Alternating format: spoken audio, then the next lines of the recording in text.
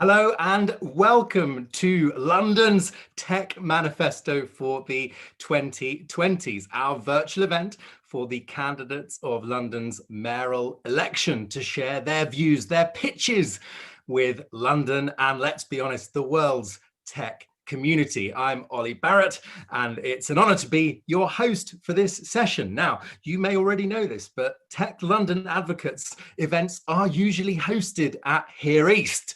Well, right there in the heart of the Olympic Park. We can't be there in person today, but I'm particularly grateful to Here East for being our headline sponsor for this virtual event. So wherever you're joining us from, be it at home, in an office, in a park, you're very welcome indeed. Thank you for being here. Speaking of thank yous, this event is brought to you by leading industry bodies, think tanks and others. So let's just thank them for their contribution. Tech London Advocates, Tech UK, the Centre for London, London First, Here East and Plexel. We'll hear from all of those over the course of the next couple of hours. Well, you might have seen already, we have prepared the London Tech Manifesto. It's out there, it's online, and what it is a series of policy recommendations for the next Mayor of London, whoever she or he may be. And the idea really is to ensure two things. Firstly, that London's tech companies continue to thrive, but also that London remains open to ideas, to innovation, and to fantastic people. So please have a look at that tech manifesto. Tell us what you think, what resonates of the recommendations, what's missing, and what would you add? Really important, your engagement in this event, your questions, your reflections on what the candidates say. So please keep them coming in. I know that the next couple of hours are going to fly by, so let me tell you how it's going to work. We're going to hear from each of the four leading candidates in turn. They're going to share their response to the manifesto and their vision for the future of London tech. So you'll hear them in their own words, and you can comment and tell us what you think has struck a chord or what hasn't in your view. We're going to broadcast each of their responses, and then we've got this series of panel interviews. You'll hear from business leaders, you'll hear from investors, you'll hear from journalists who will reflect on what they've heard and give their own views about what matters most. So this is a significant moment. It's the only time in the election when the candidates will speak directly to London's tech community. Question: does this matter, and will it make a difference? Well, it absolutely does, because this is a time when London faces serious challenges. We know this, and we can all agree that a sector that drives job creation, it attracts investment and dominates London's reputation on the world stage is more important than ever. So just to give you a clue, we hosted Debate Tech in 2016. And we made a series of recommendations that we are confident informed Sadiq Khan's digital policy during the years to follow, including the appointment of a CDO, a Chief Digital Officer. You will have worked or come across Theo Blackwell for sure. So the point is, the messages we send today to the mayoral candidates really do matter. We are streaming across Twitter, across LinkedIn, across YouTube, and I encourage you to use the hashtag London Tech Manifesto. And please submit any questions you've got through the channels as they occur to you. And if you have to drop off at any time, I mean drop off the call, not drop off, then we will keep all of the content online for the next few weeks so you can catch up with it. Right, let's kick off formally with someone who will be recognised by most of you, I think. He is the founder of the Tech London Advocates and Global Tech Advocates. I'm talking, of course, about Russ Shaw, CBE. However, you will probably know that he created one of the world's most influential grassroots tech networks, and he's worked with two administrations in City Hall to champion London as a globally competitive tech hub. Well, we're not able to get down to Here East today to be there in person, but Russ went down to that fantastic innovation campus earlier this month to bring Here East to you. On behalf of Tech London Advocates and Global Tech Advocates, we want to welcome you to our London Tech Manifesto event, featuring the candidates running to become Mayor of London on the 6th of May. My normal introduction is a little bit different this time. Due to the pandemic precluding all of you to coming here to Here East, we want to bring Here East to all of you. And I'd like to thank Gavin Poole, Helen Fisher, and the entire team at Here East for their help in supporting today's event as headline partner and sponsor. And in addition to Tech London Advocates, Here East, and Plexel, the event and the manifesto have also been delivered by Centre for London, Tech UK, and London First. We actually started working together way back in December of 2019, but we've been delayed due to the pandemic and the postponement of the London mayoral event, now scheduled for the 6th of May. Let me also take a moment to thank all of the sponsors and supporters of Tech London Advocates. This includes Shoesmiths, Credit Suisse, Lakestar, KPMG, Pennington's Manches Cooper, Interaction, Russell Reynolds, Hiscox Insurance, Globalization Partners, and Senti Group. And let me also take a moment to thank HP and KPMG again for their support of Global Tech Advocates. London's tech sector has come a long way since TLA launched 8 years ago this very month. London Tech is now consistently ranked as a top 5 tech hub in the world. And in 2020, we've seen record levels of funding invested into London tech startups and scale-ups in a variety of tech verticals, including fintech and blockchain, AI and data, edtech, proptech, health tech and med tech, software as a service, retail tech and e-commerce, gaming and creative tech, just to name a few. And we've also seen record-breaking tech IPOs on the London Stock Exchange since the very start of this year. And according to the recent Tech Nation report, there are now nearly 3 million people in the UK working in the digital tech economy, and we estimate that this includes well over 700,000 working across Greater London. And that represents about a 40% increase in job growth in just over the past 3 years. Even with the fantastic growth and investment that we've seen, London tech has its challenges. And let's face it, we are a sector that lacks diversity, and we urgently need more women and more people from the BAME community and the LGBTQ community and people with disabilities to come and work in the tech sector. We need an aggressive agenda around digital skills, and we need to reskill the workforce for the digital economy. We also need to ensure that London has world-class infrastructure with further rollout of high-speed fiber and 5G networks. These points and many others are captured in the 12 recommendations that are featured in the London Tech Manifesto. And in a few moments, you will hear from the mayoral candidates as we've posed a number of questions to them about the manifesto, and they will give their response to those questions. From the uncertainty of Brexit to the damage wrought by the pandemic, London, like so many other cities around the world, is facing a challenging time ahead. We in the tech community believe that science, technology, and innovation can form a key part of the recovery plan and economic growth for the capital, and we hope that whoever wins the London mayoral election on the 6th of May embraces these recommendations. My thanks again to the team at Here East today for hosting us in arguably what is the largest innovation zone in the UK.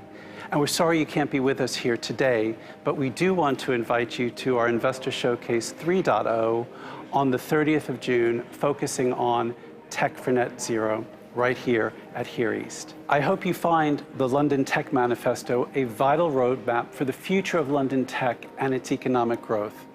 Many thanks for joining us for today's event, and let me hand over to Ollie again.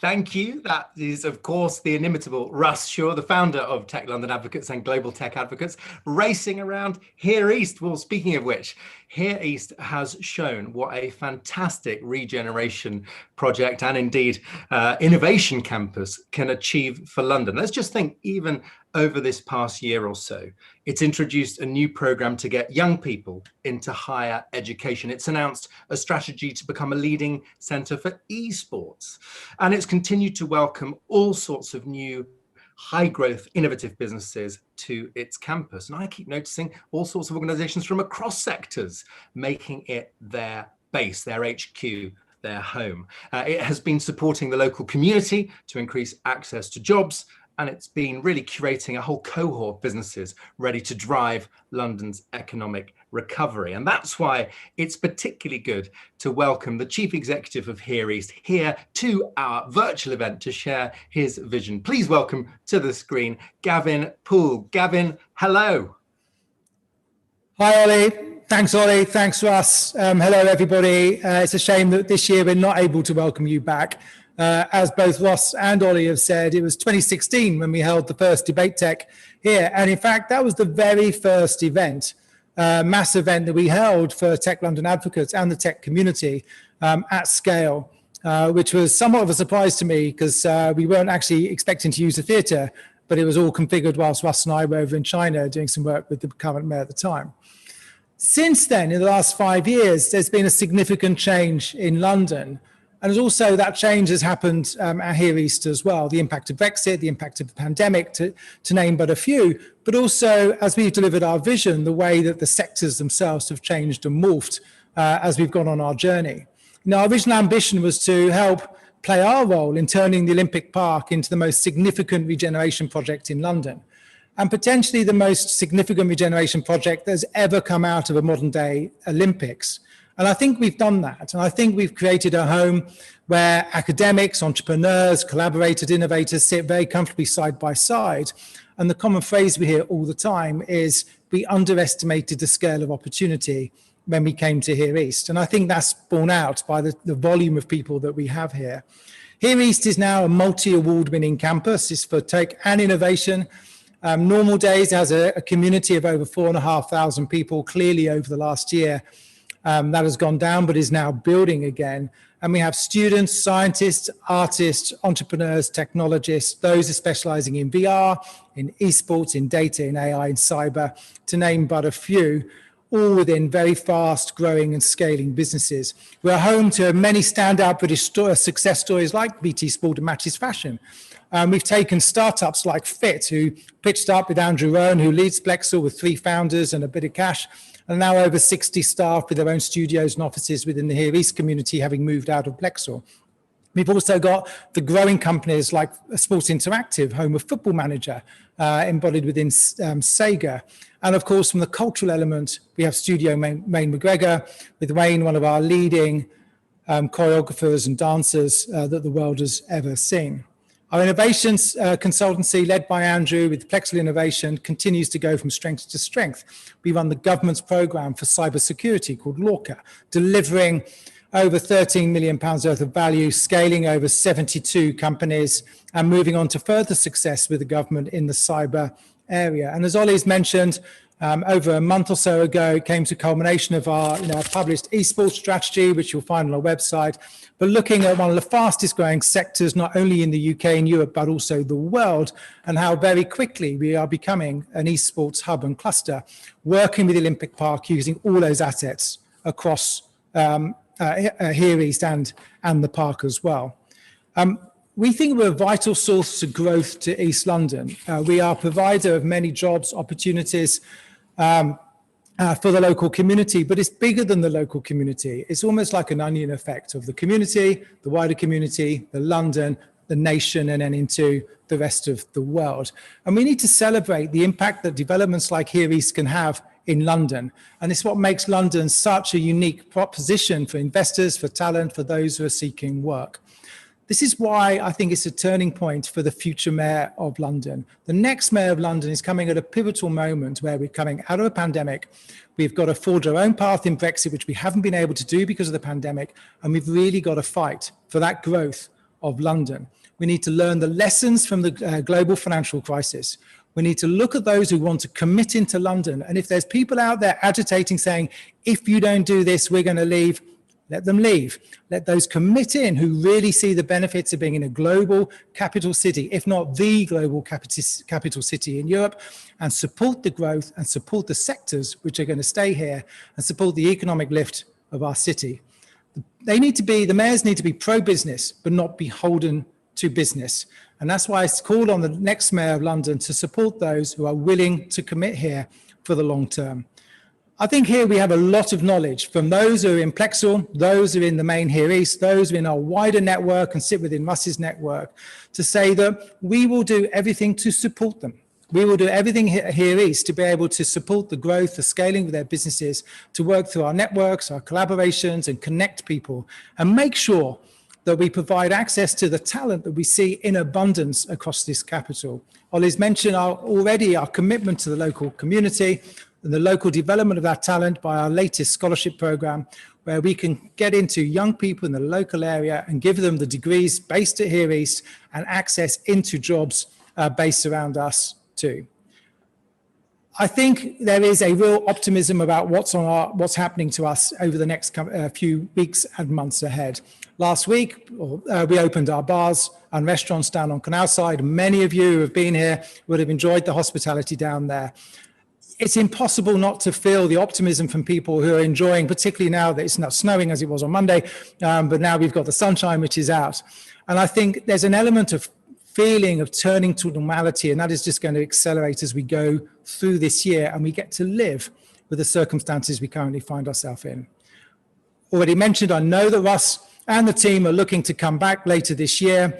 We are willing and really excited about hosting you all, seeing you on site, and giving you the welcome that I know you've enjoyed with us over the past 5 years. But I hope you all enjoy the event today and look forward to what those candidates have got to say. Thank you. Thank you very much. That's Gavin Poole, Chief Executive of Here East. And I like the background. Gavin, once an RAF officer, always an RAF officer. Thank you to those of you who are already using the hashtag London Tech Manifesto. One or two of you using the hashtag Gavin for Mayor as well. Not the idea for today, but point taken. I think he'd be great.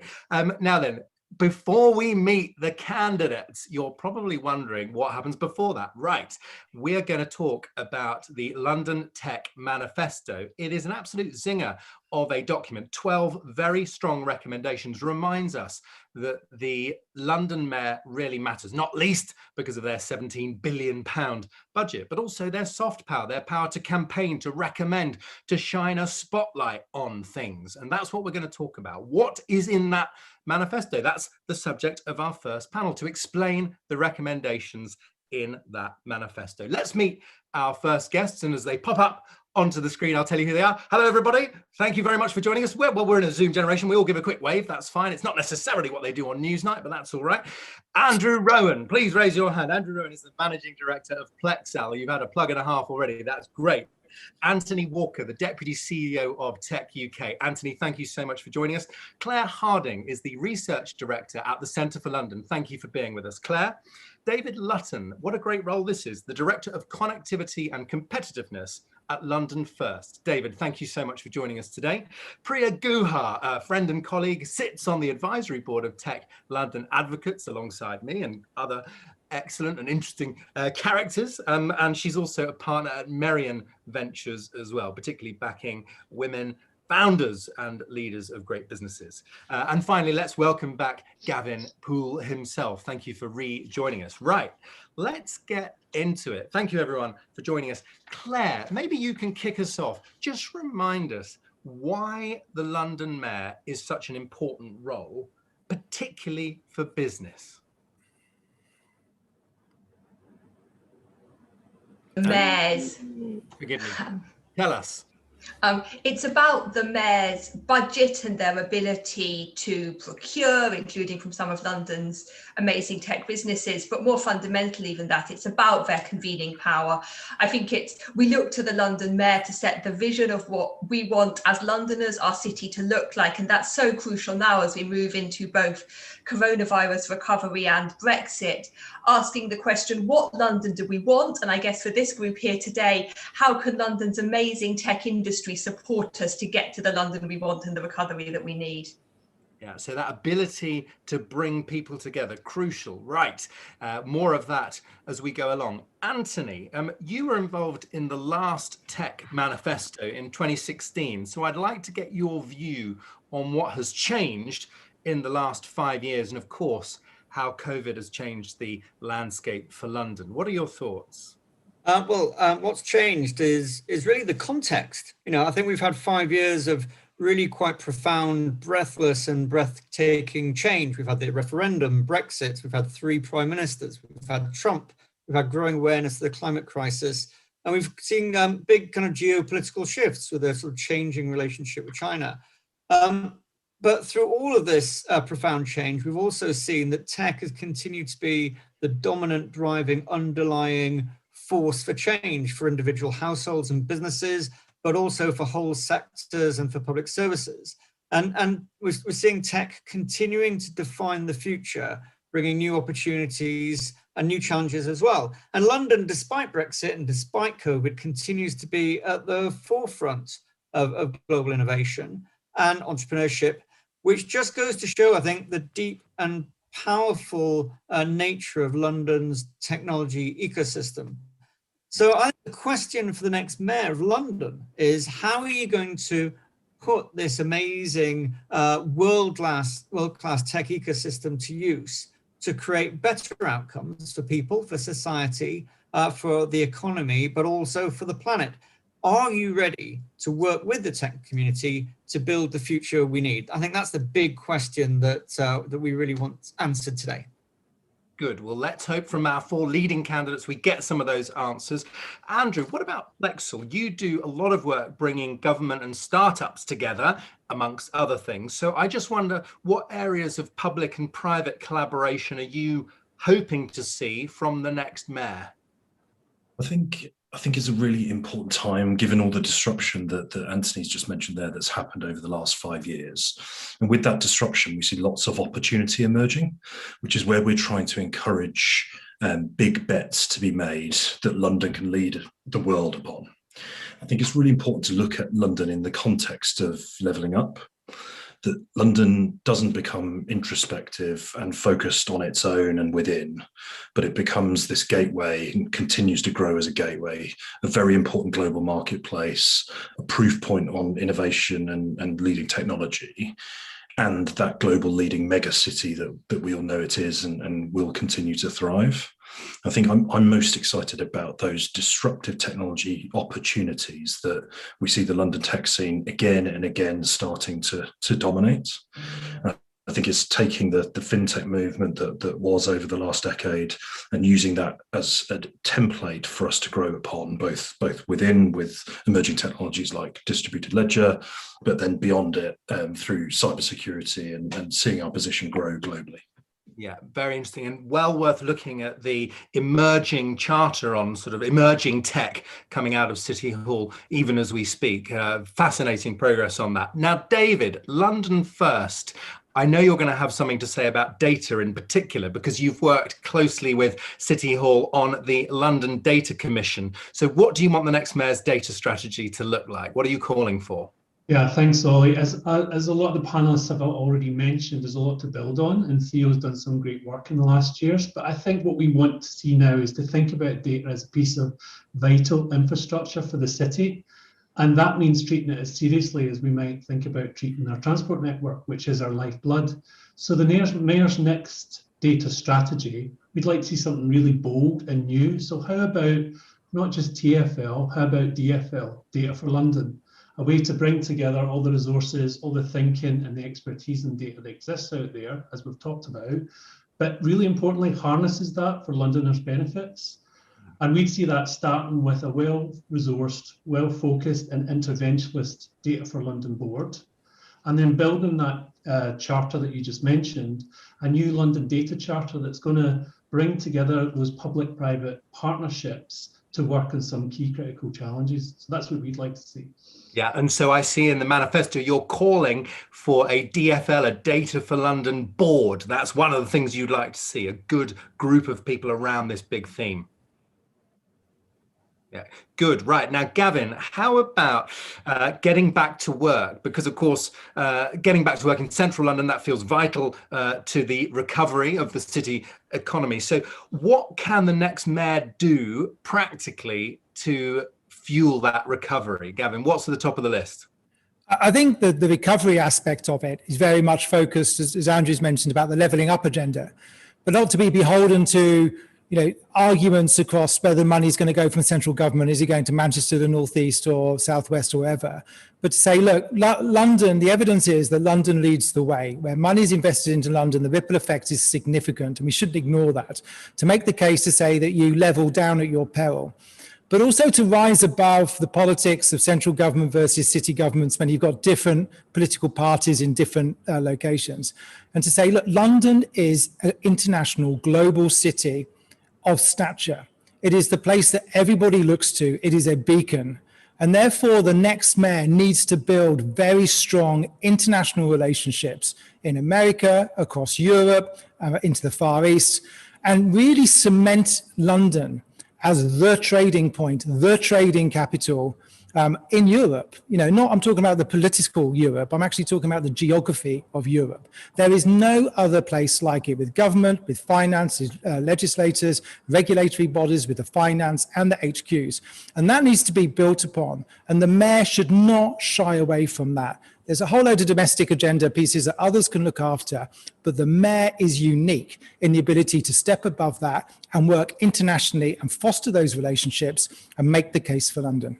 Okay, very good points. Thank you, Gavin. Worth noting, of course, the mayor has a business promotion agency, London and Partners. We might get views coming through on that, including its own Mayor's International Business Programme to help those London-based companies. Now, Priya, you are passionate about many things, including digital skills, diversity, of course, inclusion. I noticed the recommendation in the manifesto for a diversity czar, the words that we're using, particularly, I think, to work alongside the chief digital officer. Say a little bit more about how you'd like the next mayor to make tech more open, because we've got some pretty big problems to solve. We absolutely do, Ollie. And the important thing for me about this agenda is the narrative that the mayor uses. Because what we want is the new mayor to be talking about why this matters, why we need an inclusive tech community, is because that will create better products. It'll create more growth for London. It'll create better performing businesses, as the data consistently suggests. So diversity is not a tick box. It's not some sort of superficial CSR exercise. This is about ensuring that the economic growth that London so will need in the months and years ahead to drive forward in the post-COVID economic recovery is one that's going to benefit everybody in London from that very, very inclusive tech community that this diversity czar could support and champion. Yeah, so this is one of the recommendations. Let me just draw out a couple of very quick themes. Claire, in terms of Centre for London's work, one of the points made in the manifesto is we need better collaboration across the UK's great cities. Just say a little bit more about that aspect, and I can see Anthony and others nodding to that. But it is important, isn't it? London has great power, and that, of course, comes with responsibility. Absolutely, and as others have alluded to, I think it's really important to say that we can level up London and we can also level up the rest of the UK. It's really not about either or. And one of the really positive things we've seen in the last few years is the growth of devolution in some of London's other really big cities. And there's so much potential for a really creative, positive collaboration between London, Manchester, Birmingham, so many other areas. We can learn from each other, we can work with each other. Ultimately, we are facing many of the same challenges. Yeah, and on that, David Lusson, London is a bit unusual, isn't it? Because in somebody else's words, it's really a collection of smart cities, really, 32 boroughs. TfL a bit unusual, spanning them all, but actually joining up action, so things like LOTI, the London Office of Technology and Innovation, probably points to the way forward. How do we do more of that?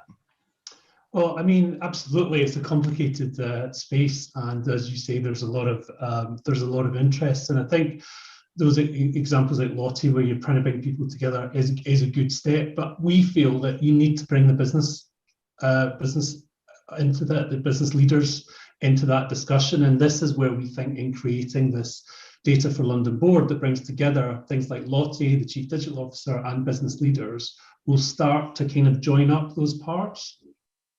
And just leave us with a thought, though, particularly Anthony over at Tech UK. When a large business member of Tech UK says, just remind me why I should care about who sits in that Mayor of London seat, what do you say to them? I think it's about setting the tone. It's about setting the narrative, but also, crucially, it's about purpose. It's about showing that we can apply technology to really address some of the biggest challenges that a world-leading global city has.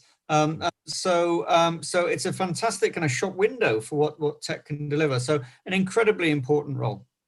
Yeah, indeed. And picking up on that tone setting point that Priya Guha makes so well. So we're going to hear from 4 of the leading candidates. So I'd like you to tell us, just in a short sentence or 2, what you're hoping to hear from the candidates today. They will talk for several minutes, but what do you most hope to hear? Priya, why don't you kick us off, and then we'll hear David, then Claire. 2 things from me, Ollie. One is inclusive growth that I've talked about with regard to technology. But secondly, about London being the global city with people at the front and centre of that story. Yeah. Excellent. Thank you. David Latton.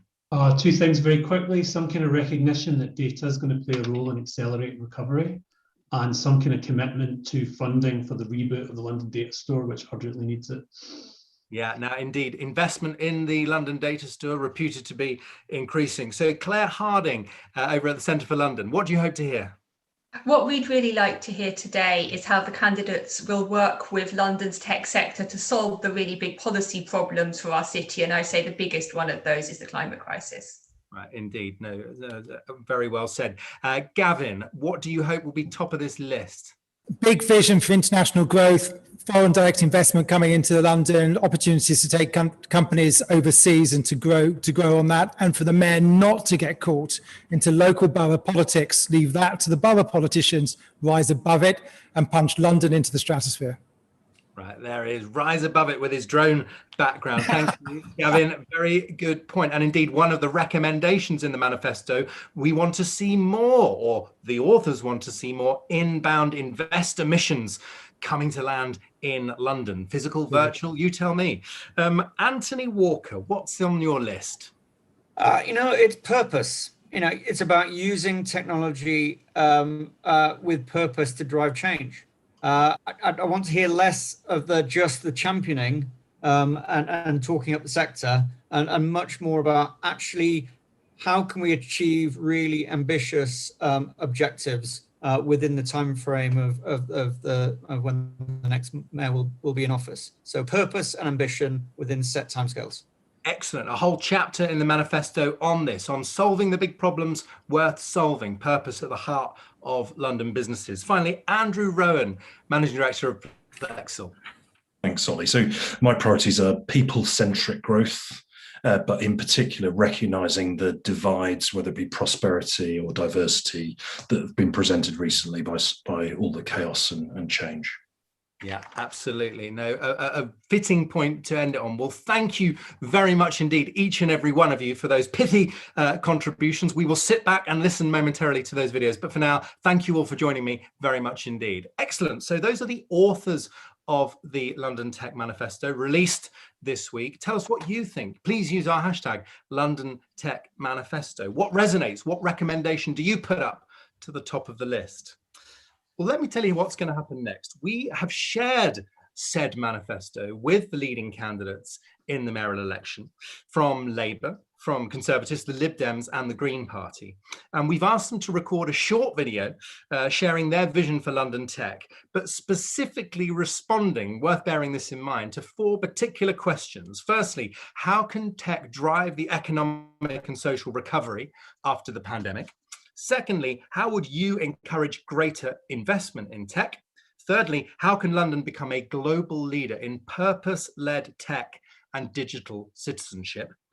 And finally, what more can be done to increase digital talent in London? So 4 quite specific questions. Right, well, it's time to sit back, to make a note, to share what you think as we go through, because we're going to see each video in turn, I think in a particular order. Let me announce them as they go.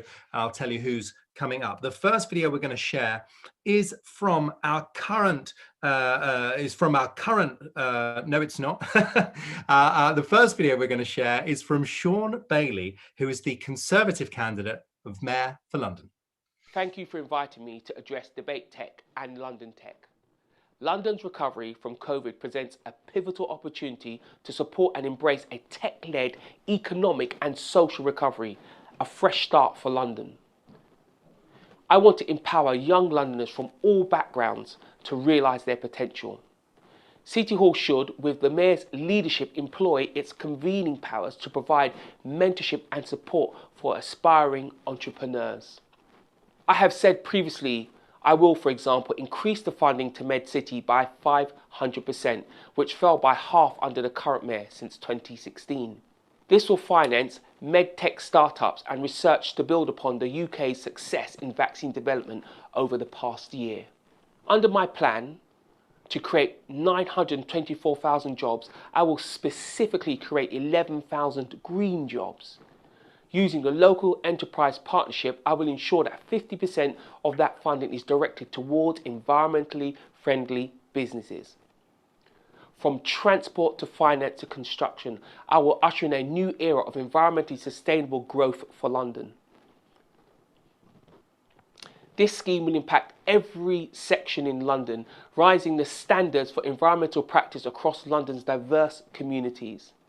LEAP funding will allow SMEs to rapidly change the way they do business, making them more sustainable, supporting the tech startup ecosystem in London.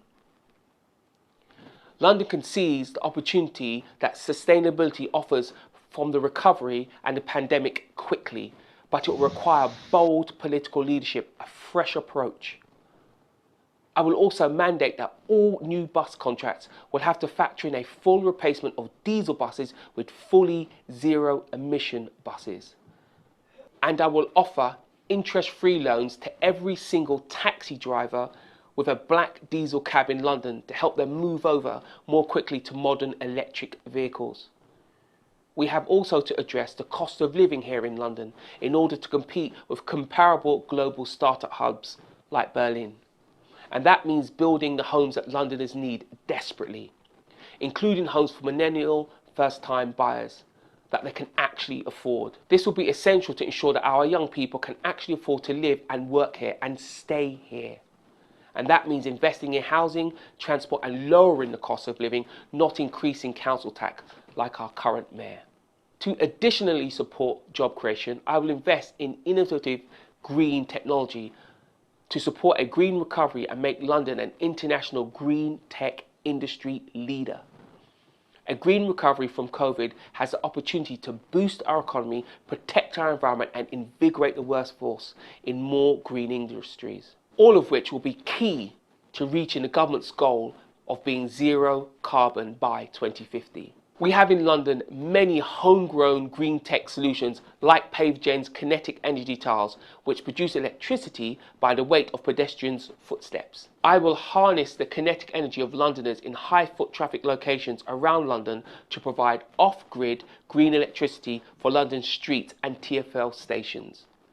PaveGen tiles could be installed 4 abreast the length of Oxford Street.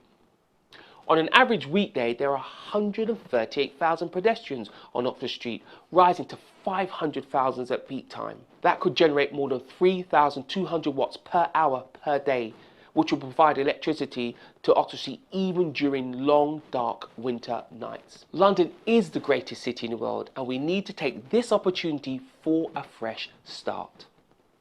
As Mayor of London, I will champion and invest in our tech sector to ensure that we are leaders in the field and London's best days are ahead of it. London will become the smartest city in the world because that's the first step to having a fresh start for London.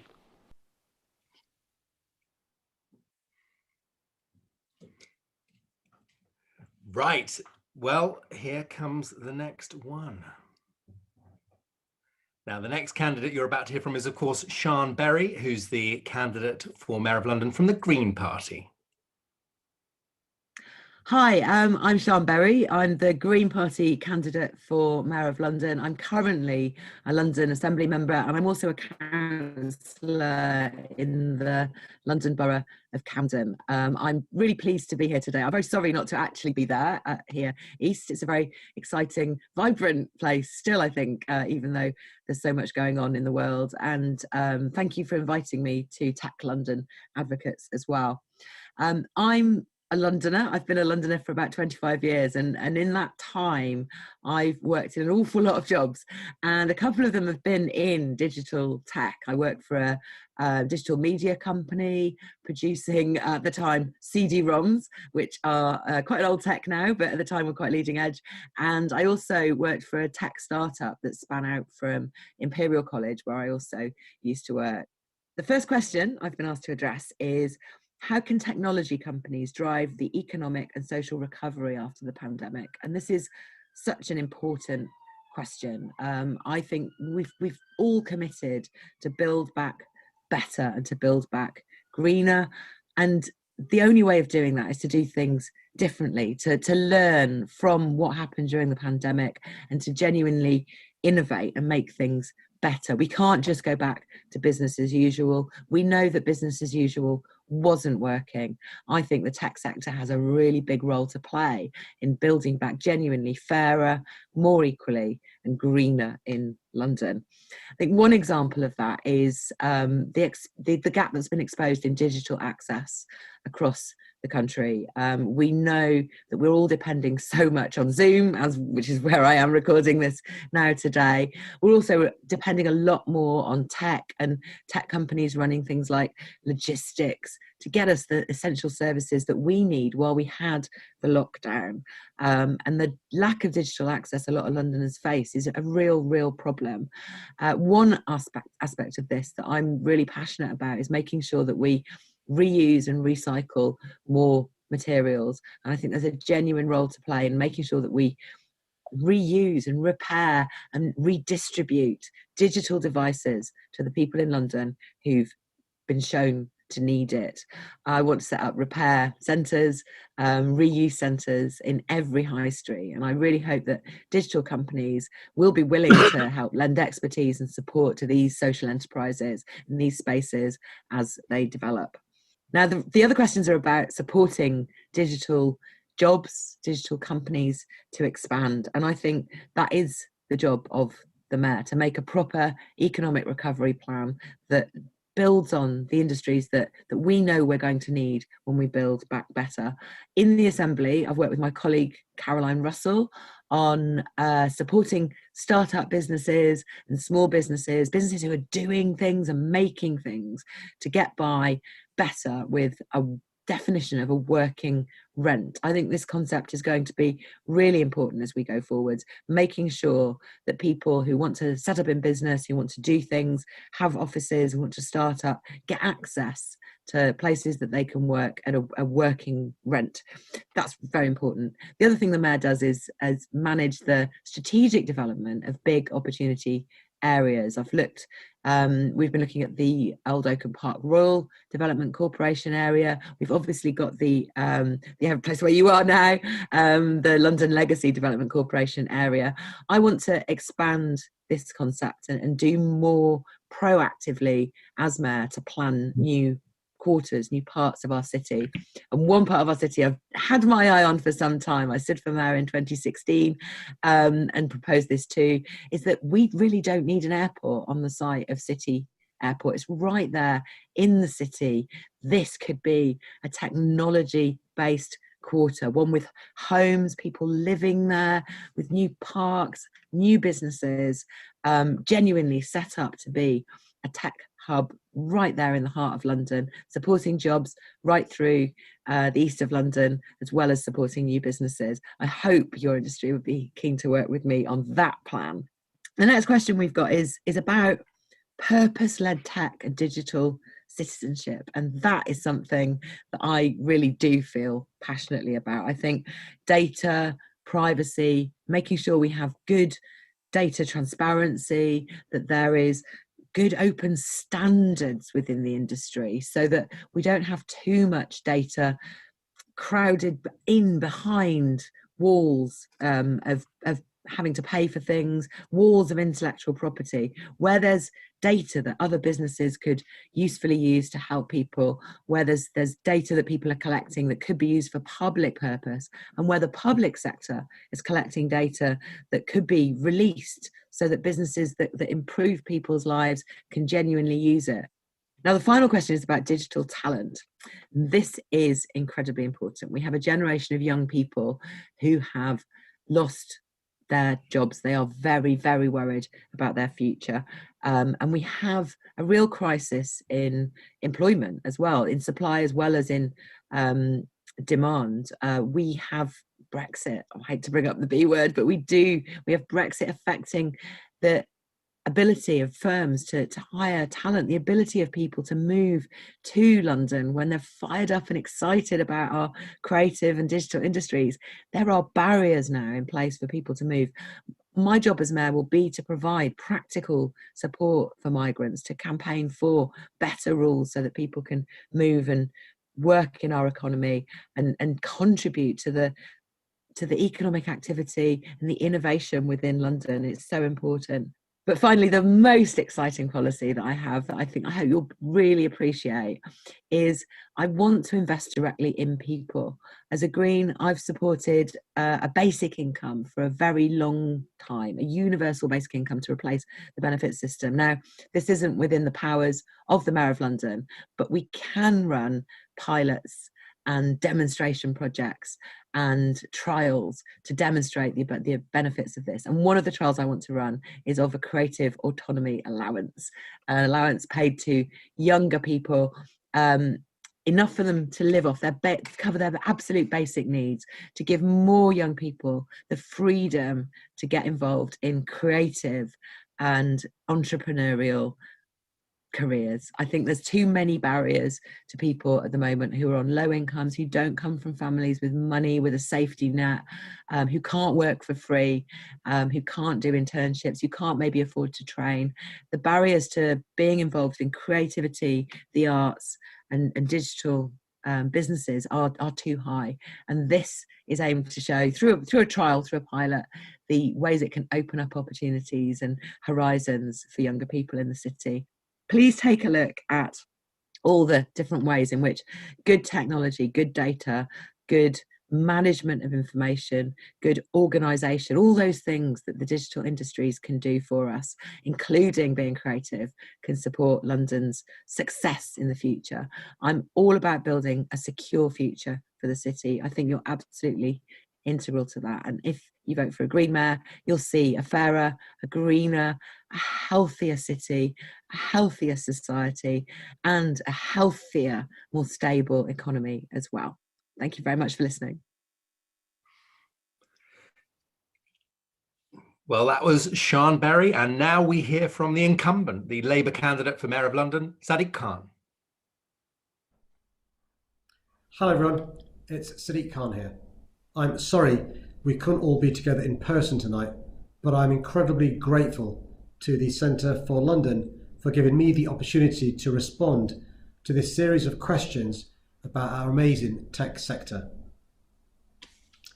Technology companies have a huge role to play, not only in helping our city bounce back economically from this pandemic, but in helping to build a brighter and more prosperous future for all Londoners.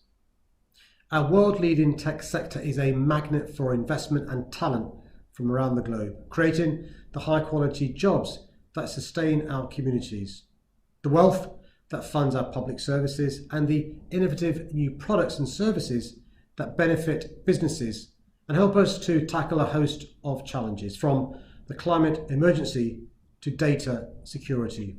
That's why, if I'm re-elected, I'll continue to champion our tech sector, making the case for improved access to talent and standing up for a regulatory environment that supports and encourages enterprise and innovation. I know that London's tech sector can play a key role in building a better London after the pandemic. Ever since my election as mayor, I've been banging the drum for investment into our city from around the world. If re-elected, I pledge to continue shouting from the rooftop about the investment potential of our tech sector. London has gone from strength to strength as a global tech hub in recent years. We launched Tech Invest and the £100 million Greater London Investment Fund to ensure that London's most dynamic tech founders are able to access the resources they need. We published a major report on London's strength as an AI hub with Cognition X. And we've hosted events such as London Tech Week to show off the best our tech sector has to offer. There's no doubt that international promotion is more and more important. And so we'll continue to do all we can to ensure that London stands out as an attractive option on the world stage. In the next 20 years, it's expected that 90% of jobs will require digital skills. So it's now more important than ever to mainstream these skills. I'm pleased to say that we're already on the right path. With our £7 million digital talent scheme, we've been able to provide many young Londoners with the digital skills that employers want. But we must now build on this progress. One of our key missions as we seek to recover from the pandemic will be ensuring that Londoners are able to access good work, something which will inevitably go hand in hand with the development of digital talent across our city. And I'll establish a £32 million Good Work Fund, creating 4 skills academies, focusing on the green, health and social care, creative and digital sectors. You know, at this event in 2016, I committed to appointing London's first Chief Digital Officer, something I'm proud to have delivered. I know many of you have worked with Theo and are aware of the good work he's doing. We've launched events like our Civic Innovation Challenge, putting the power of London's tech sector at the forefront of solving our city's most pressing challenges, like the problem of air pollution. And we're exploring ways to harness public data and the innovative power of our tech companies to support digital citizenship. In addition, we've got plans to expand our Civic Innovation Challenge to encompass public services, research institutions, and the tech sector, bringing everyone together to make our city fairer, cleaner, and easier to get around. In the next 20 years, it's expected that 90% of jobs will require digital skills. So it's now more important than ever to mainstream these skills. I'm pleased to say that we're already on the right path. With our £7 million digital talent scheme, we've been able to provide young Londoners with the digital skills that employers want. But we must now build on that progress. One of our key missions as we seek to recover from the pandemic will be ensuring that Londoners are able to access good work, something which will inevitably go hand in hand with the development of digital talent across our city. And I'll establish a £32 million Good Work Fund, creating 4 skills academies focusing on areas that will be key to London's success as we recover from the pandemic. The green, the health, sorry, the green. Well, that was the incumbent. That's Sadiq Khan, current Mayor of London. Our final video comes from the Liberal Democrat candidate. That is Louisa Porritt. Well, thank you so much for organising this virtual hustings-style event. If the past year has taught us anything, it is how important tech is in order for us to go about our lives, for businesses to continue operating when we could no longer meet physically in the office. And actually, I think this is a permanent change that is backed up by what businesses and organisations all across the capital are planning for: more remote working, more of a hybrid model in future. And I'm the only candidate, the Liberal Democrats are the only party talking about embracing that change and the opportunities that it will bring for the future. There's no doubt that our recovery must have tech at its heart. And I would do things like investing in digital infrastructure. I want to see 5G and gigabit internet rolled out across our capital, because that is fundamental to my vision for reinventing our high streets.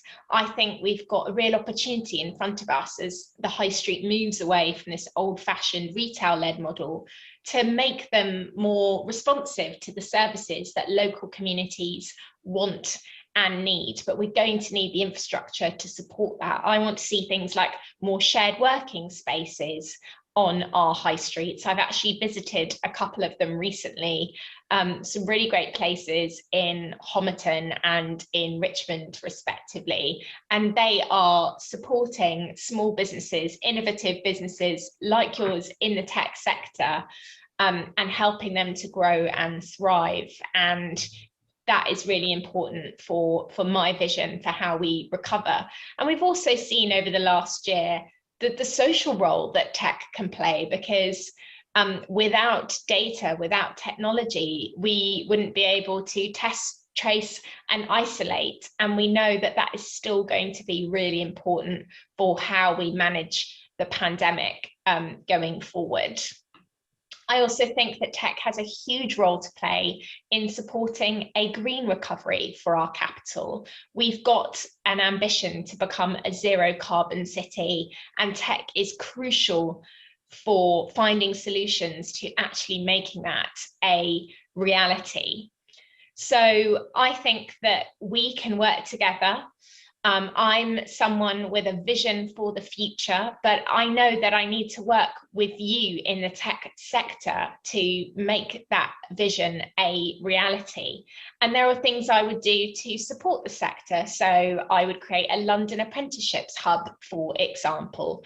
I would have a dedicated team at City Hall helping small businesses, including in the tech sector, to overcome some of the barriers that currently exist to creating apprenticeships via the government schemes that are in place, making sure that we increase the take-up of apprenticeships across the capital, and giving young people opportunities for the future so they can become the skilled workforce that you need in order to thrive and grow in the future.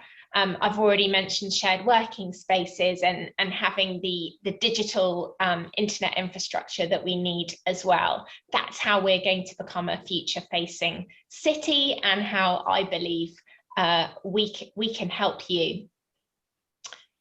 Tech is already a leading sector in London, but there is no doubt that Brexit has had a massive impact. And I was a member of the European Parliament for London, so I know how important that relationship with the EU is for our thriving tech sector, and that our future is European as well as global.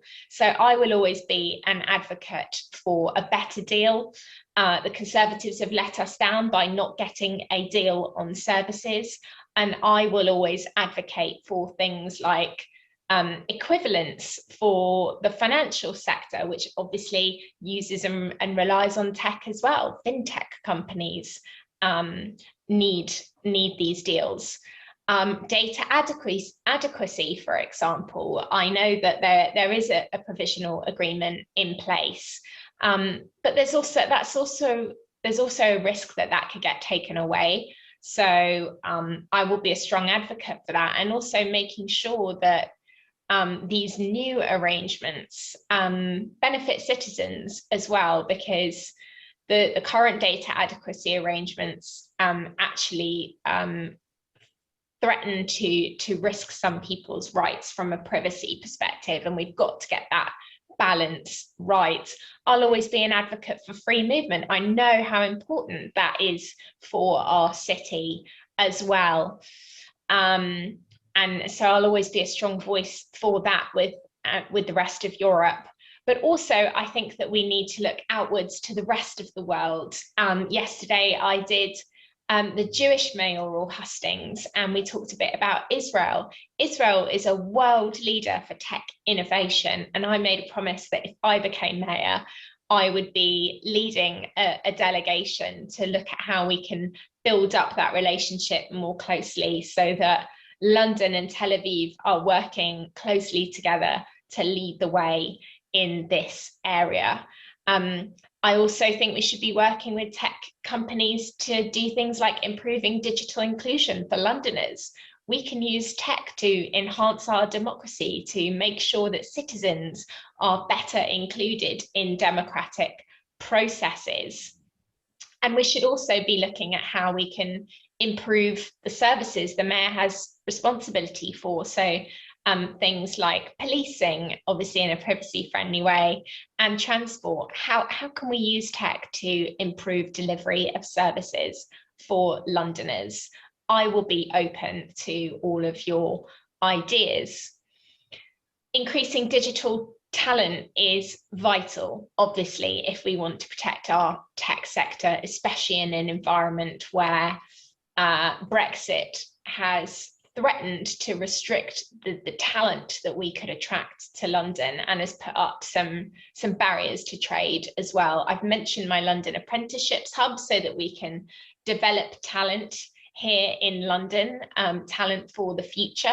I would also introduce a London passport so that the fellow Europeans who are working in the tech sector and have made London their home have an insurance, a physical document that proves their status to reside here in London, and it will make it easier for them to stay in and make sure that they still feel welcome as well. But also, I know that one of the reasons why we can attract global talent in tech and in other sectors as well is that London is an attractive place to live and to work, and that's what I will focus on delivering as mayor. So if you agree with this vision, then please vote Liberal Democrat on all 3 ballot papers.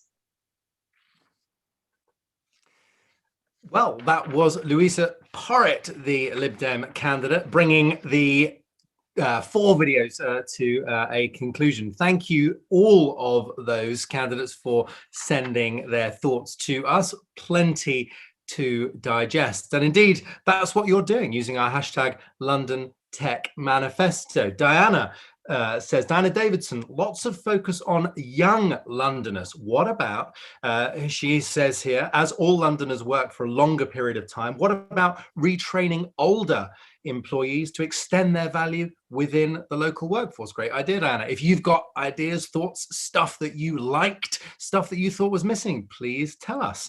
Mike Butcher, the legendary editor of TechCrunch, wades in about Sian Berry. Bold move to shut London City Airport and turn it into a tech hub. Yes, indeed. Indeed, Sian attracts praise here from saying that she was answering the questions just as she was asked to. But what do you think? What are some of your reactions? Well, lots to digest. I can see some of our leading journalists scribbling away, from Sifted, from City AM, from the Evening Standard. We'll quiz them later, and indeed some of the country's leading investors too. But first, how about some of our tech leaders? Let's hear more from them as we welcome up our next panel, one and all. Welcome back, welcome for the first time to our screens. I can see lots of great and familiar faces. Flavilla Fongang, how great to see you. You're the creative, you're the founder of the creative agency 3 Colours Rule, and you also lead the Tech London Advocates working group, Black Women in Tech. Hello, Flavilla, how are you? I'm good, thank you. Thank you for having me. Thank you so much for joining us. Nicole, great to see you. Nicole Lowe is a senior manager. She's working with KPMG, working with emerging giants. That sounds very exciting, but she's also head of KPMG Access, which offers expert support to fast growth businesses across the UK. Hello, Nicole. Hi, Ollie. Great to be here. Thank you so much for joining us. Phil Benson, an entrepreneur and co-founder of the UK Black Tech Innovation Group within the Tech London Advocates. Phil, I also think of you as part of the Urban Teacher Group as well. Have I got that right? Co-founder Martin's part of the Urban Teacher Group. So yeah, he was one of the members of UK Black Tech. Yeah. Huge fan of your work. Thank you very much, Phil, for joining us. By no means least, Amali de Alwis. You might recognize her, having led Code First Girls. She led Microsoft for Startups and is now, Amali, you kept this quiet, the Chief Executive of Founders Forum. World class. Congratulations. Thank you so much. Yeah, I'm incoming, so I haven't officially started my job as yet, but in a few weeks, I'm really excited to be taking it on. That's a brilliant match, by the way. I love it. No, congratulations.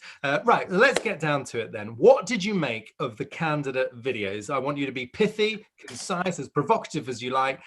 Give it to me. Flavilla. I knew you're going to start with me, of course, because you know that I'm one with a big mouth.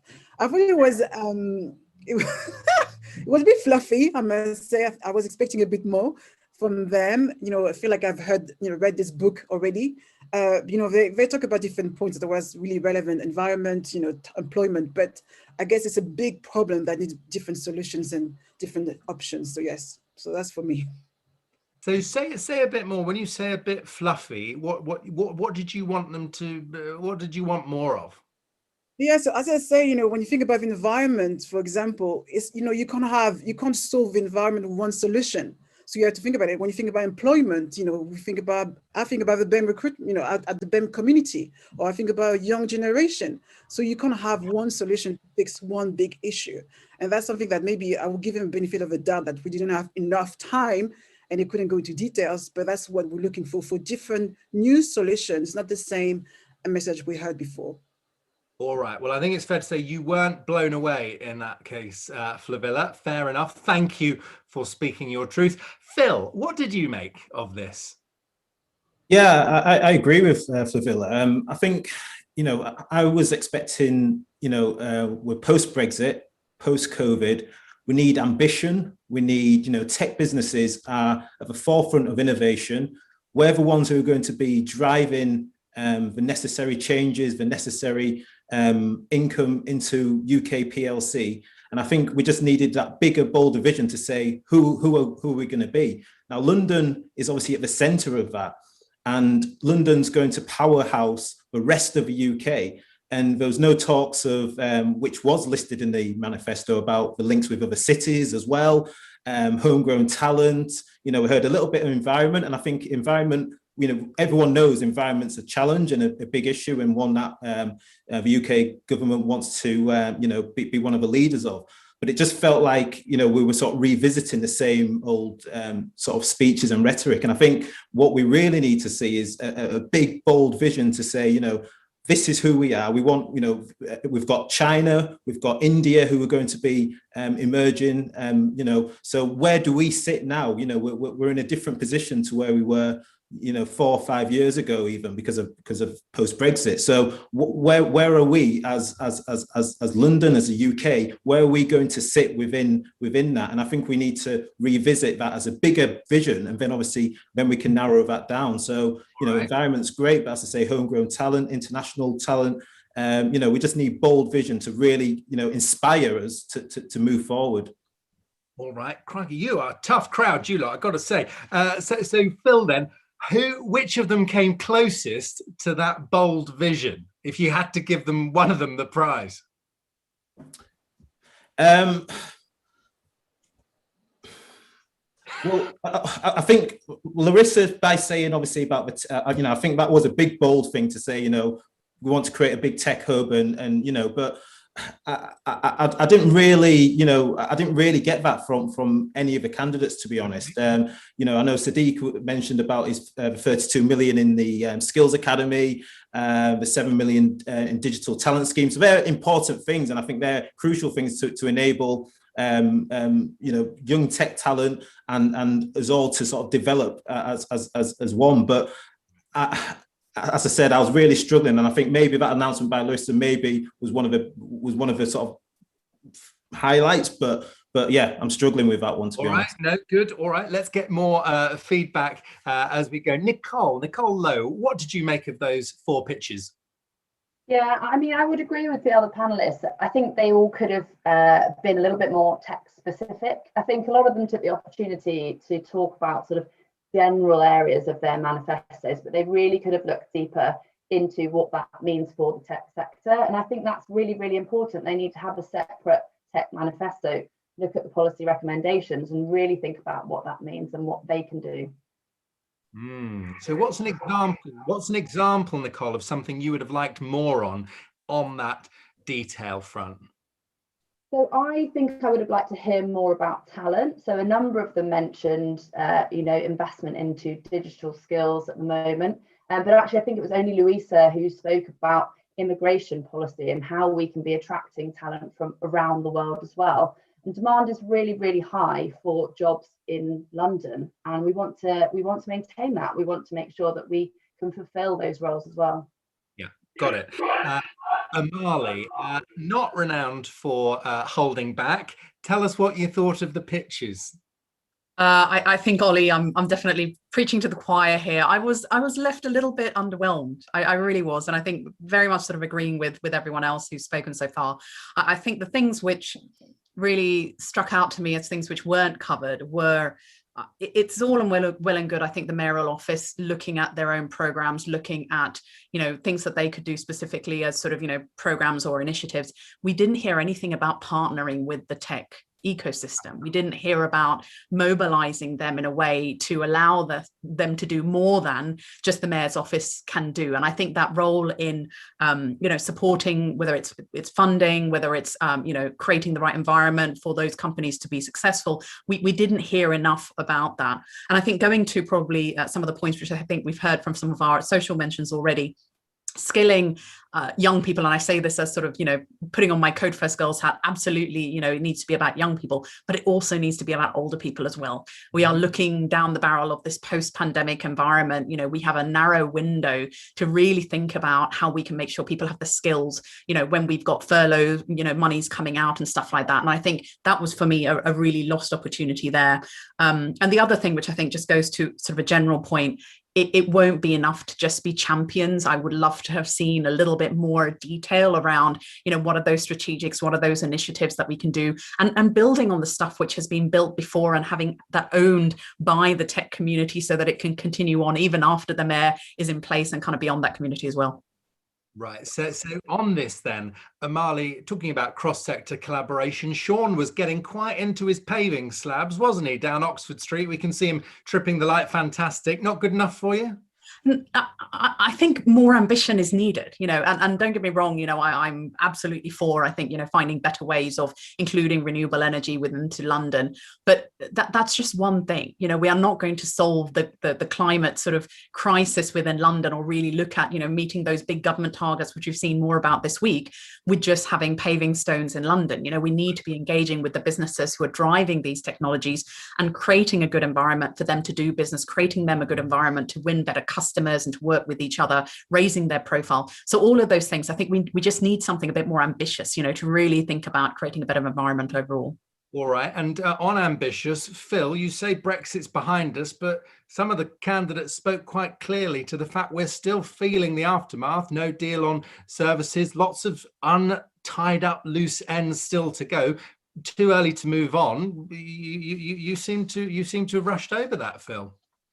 No, I think certainly Brexit is going to have repercussions for years to come. Now, obviously, as innovators, as entrepreneurs, we need to use it as an opportunity to try to do what we can. And I think you can't shirk over the challenges that Brexit is having or is going to have in the future. And that's why I think we needed that bolder vision, because if supposedly that we're going to be more freer outside of Europe and be able to do more deals and all the rest of it, then surely we have a vision for saying what that's going to look like. And I think at the moment we don't have, there's a bit of a vacuum there, and we've got communities who have been left behind. Now, we're not just talking about moral case. I'm saying, how can we harness community value? When we're talking about the smart city space, how do we use our community to inform our decisions, to make sure that citizen approached, connected communities, everyone feels like they're engaged in that, because it's only through that we're able to push forward. Right. Well, this, of course, might be music to the ears of the current Chief Digital Officer on user-led design. So let's talk about the incumbent, Sadiq Khan. Has he been a friend to tech? Amali, and let's be pithy about this because we've just got a few minutes left. So let's get something. To what extent has Sadiq Khan been a friend to tech? Amali, then Flavilla. There definitely have been some good things. I mean, when we look at things like, the Mayor's International Business Programme that focuses and supports a lot of tech businesses, we have other programs around the investment and that side of things. I would like to see more. And I would like to see some real thinking about how we can anchor those programs into the businesses more widely, how we can activate partners to actually deliver more than that, so that it can kind of scale beyond the budget and the resources that we have available just with City Hall. Right, got it. Flavilla, your brief verdict on the current mayor? Yes, I think that, I agree with Amalie. I think he's proven himself. hiring a chief digital officer has been his first step. But yes, there's a lot more to be done in here. And I think we haven't addressed the elephant in the room, which is the crisis we're in. How are we going to cope if COVID perdures? So what are we going to do about that? And that's something that we need to think about to make sure that, technology has been a driver, but there's more that needs to be done to make sure that we can continue growth, growth can continue despite the fact we are still in a crisis. Right. So Flavilla, has he done enough to get your support, or is it time for a fresh bit of thinking? I think that, sometimes you need more than one term to do a big job. And I'm going to give him again the benefit of the doubt on that. There's a long journey ahead of us. That's, some of the problems require more than one term. And he's there. So why not carry on? Interesting, right? Well, that's one view. Nicole Lowe, you've seen firsthand the work of London and Partners. What do you think of the mayor's term so far? And give him another sort of word of encouragement, shall we say?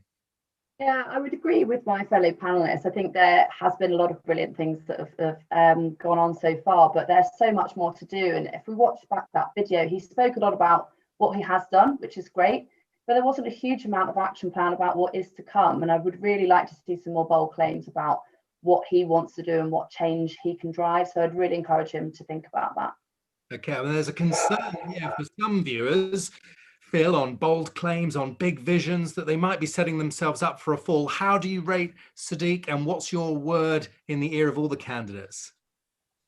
Yeah, I think, certainly, like in any walk of life, you need to have bold visions, because where do you aspire to and where do you aspire to go? And I think it's important to say, look, this is what we want to achieve, and what are the foundations? How do we get to that point? And I think without that, then, we don't feel riled to be able to really make things happen. So, I think making bold claims, but obviously it has to be backed up. It has to be backed up by evidence. It has to be backed up by what the tech sector really can offer. And I think the tech sector, as I said, is going to be there at the heart of our recovery as part of COVID. So engaging with every single facet of the tech sector, from SMEs right up to corporate, we need to really look at that fundamentally and make sure that Sadiq Khan or whoever is going to be the next mayor is engaged thoroughly within that context. Yeah, well, thank you very much. That is a very good note to end it on. But for now, to Flavilla, to Nicole, to Phil, and of course to Amali, thank you very much indeed for joining me. Very good to see you indeed. Short panels, 15 minutes, but what a tough crowd. They are not yet inspired and convinced. But what about the people writing the big checks into London's tech businesses, the investors? And indeed, first of all, and more importantly, what about you? What are you making of all of this? Please keep your thoughts coming on the hashtag London Tech Manifesto. Here you go. D-Rit says, it was definitely a bit fluffy. It's our word that's come up again. Many did not answer the questions. Some went off on their own agenda. Who would have thought? And some decided to repeat themselves to fill the time. Unimpressed. That could be DR. That might be some initials there, but thank you, whoever you are. Right. Let's bring in some of our leading investors. Let's welcome them to the screen. I'll tell you who's here. How great to see Bindi. Bindi Karia is one of London Tech's best known figures and is an innovation advisor. She sits on the advisory board of Tech London Advocates. She's a venture partner with Draper Esprit and, of course, many other good things. Nice to see you, Bindi. Very good. We'll get you up on there, Bindi. Thank you. Dharma Satyanathan is a partner of Bethnal Green Ventures, and Dharma, when I hear that, I think particularly early stage tech for good venture capital. Have I got that right? Yes, that's correct. Very good. Thank you so much for joining us. We want your take on all the above. Debu Perkayastha. How lovely to see you, Debu. How are you, sir? Great to see you, Ollie. Well, you've worked with Google, with Octopus Ventures, you advise the World Economic Forum, Unilever, the University of Cambridge and others, and of course the University Hospital Birmingham NHS Trust Foundation, but you're also a managing partner at VC firm Third Eye. Thank you, Debu, for joining us. Henry, good day to you, sir. Henry Warwood. Well, how can you not know Bowhurst? They are the sort of deal collators, aren't they? He's the head of research and consultancy at Bowhurst, the data platform for the UK's fastest growing companies. Henry, hello. Hi, Ollie. Good to see you. Good to see you. By no means least, Stephen Nundy is a partner at Lakestar, and you also serve as their CTO. You specialise in deep technology, digitisation and automation. Hello, Stephen, how are you? Hey, good afternoon. Now, let's get into it. What did you think? Dharma, then Stephen. I'll ask for a pithy start to this, and then we'll dig a bit further in. But Dharma, off we go. Yeah, short and sweet. It's great to see that the majority of the candidates are actually also committed to increasing access to capital to tech entrepreneurs who are building purpose-driven businesses.